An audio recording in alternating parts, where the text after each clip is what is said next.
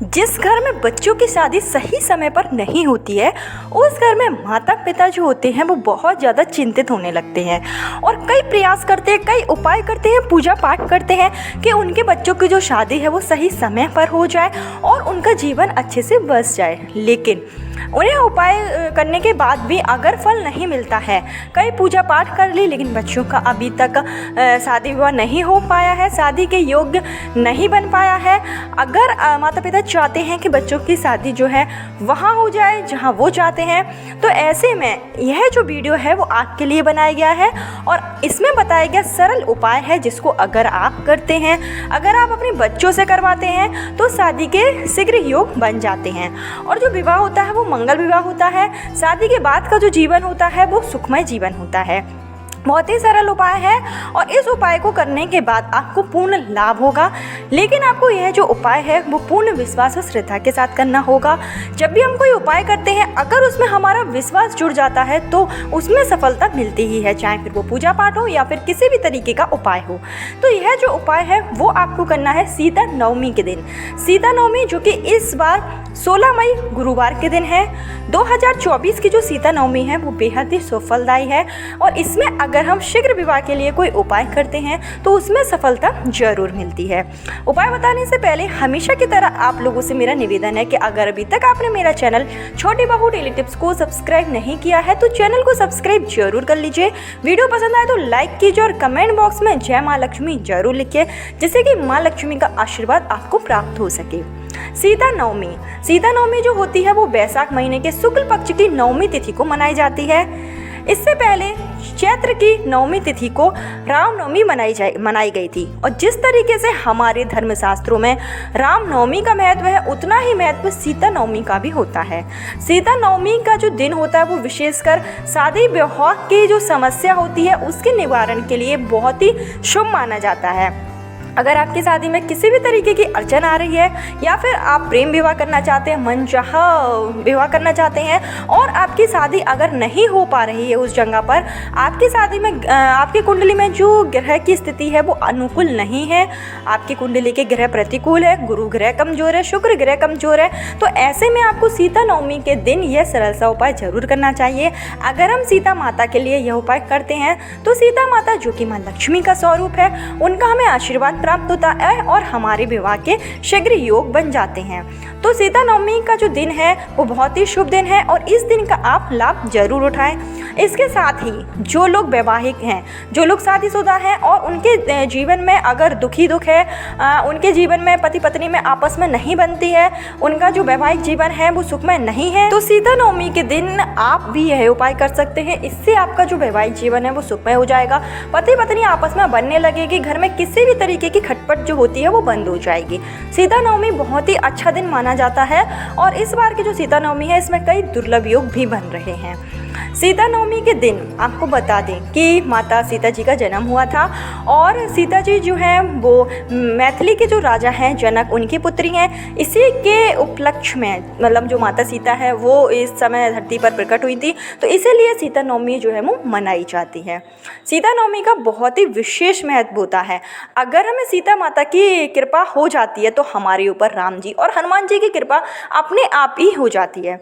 तो चलिए आपको बताते हैं कि कौन सा सरल उपाय है जो आपको सीता नवमी के दिन जरूर करना चाहिए, जिससे कि आपकी शादी विवाह में जो भी अड़चन आ रही है वो दूर हो जाए और आपकी शीघ्र शादी के योग बन जाए। तो सबसे पहले आपको क्या करना है कि अगर आप मंदिर में जा सकते हैं, आपके घर के आसपास अगर कोई राम जी सीता माता का मंदिर है तो मंदिर में जाना सबसे उचित माना जाता है। लेकिन अगर आप किसी कारणवश मंदिर नहीं जा सकते हैं तो उसके लिए अपने घर में ही रहकर यह उपाय कर सकते हैं। इस उपाय को माता पिता भी अपने बच्चों के लिए कर सकते हैं और बच्चे स्वयं अपने विवाह के लिए भी कर सकते हैं।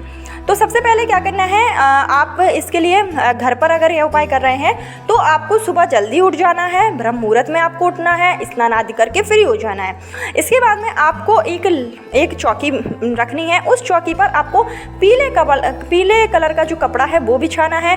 उसके ऊपर आपको माता सीता और राम की साथ में जो अगर आपके पास मूर्ति है तो मूर्ति रख लीजिए, आपके पास फोटो है तो आप फोटो रख सकते हैं, आपके पास राम दरबार है तो आप राम दरबार भी रख सकते हैं। उसके बाद में आपको विधि विधान से राम जी और सीता माता की पूजा अर्चना करनी है। पीले कलर की जो गेंदे के फूल की माला है वो आपको राम जी और सीता जी की फ़ोटो में एक साथ चढ़ानी है। अगर मूर्ति है तो दोनों को ही, राम जी और सीता जी को एक साथ आपको यह माला चढ़ानी है। उसके बाद में आपको प्रभु श्री राम को कोई भी जो पीले कलर का प्रसाद हो आपके पास वो आपको भोग के रूप में रखना है। माता सीता को आपको श्रृंगार की जो चीज़ें हैं, अगर शादीशुदा यह उपाय कर रहे हैं तो माता सीता को श्रृंगार की जितनी भी वस्तुएं होती हैं वो आपको माता सीता को चढ़ानी है।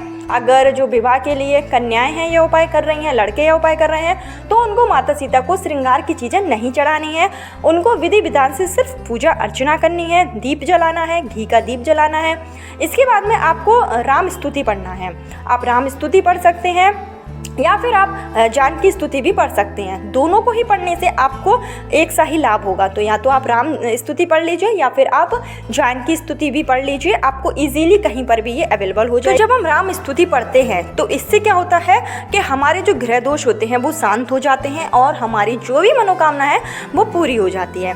साथ ही साथ आपको क्या करना है कि थोड़े से चावल लेना है और उसको आपको हल्दी में अच्छे तरीके से पीले कर लेना है। पीले कलर के आपको चावल कर लेना है और यह जो चावल है वो आपको माता सीता के चरणों में और प्रभु श्री राम के चरणों में रख देना है और आपको शीघ्र विवाह की कामना करनी है।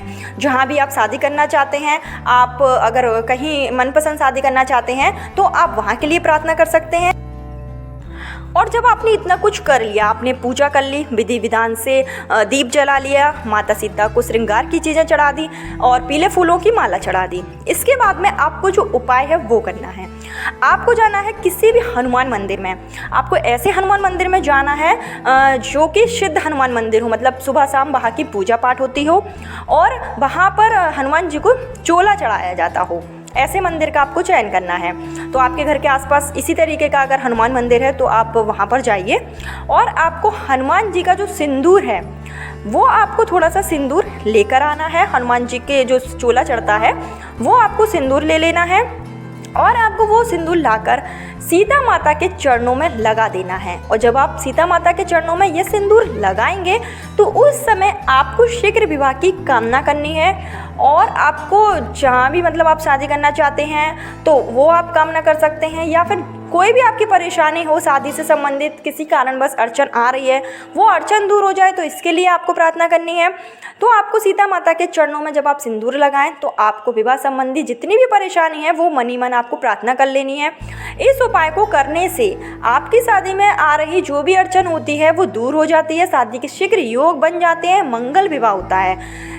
कहा जाता है कि जब सीता माता प्रसन्न होती है तो हनुमान जी अपने आप ही तो प्रसन्न हो जाते हैं। तो हमें हनुमान जी का जो सिंदूर है माता सीता के चरणों में लगाना है, जिससे कि हनुमान जी की कृपा हमारे ऊपर रहेगी और हनुमान जी जो होते हैं वो हमारे जीवन में जितनी भी बाधाएं होती हैं उन सबको दूर कर देते हैं।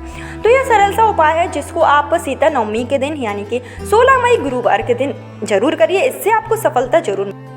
इसके अलावा अगर आप चाहते हैं कि आपके घर में हमेशा सुख संपदा बनी रहे, सुख समृद्धि बनी रहे, तो उसके लिए आपको एक केसरिया रंग का झंडा किसी भी राम मंदिर में जाकर लगवा देना है। अगर आप मंदिर में नहीं लगवा सकते तो केसरिया रंग का झंडा आप लेकर आइए, अपने घर में लगा लीजिए। केसरिया रंग का झंडा लगाने से हमारे घर में राम जी का आशीर्वाद प्राप्त होता है और जो भी घर की नकारात्मक ऊर्जा होती है वो भी दूर हो जाती है।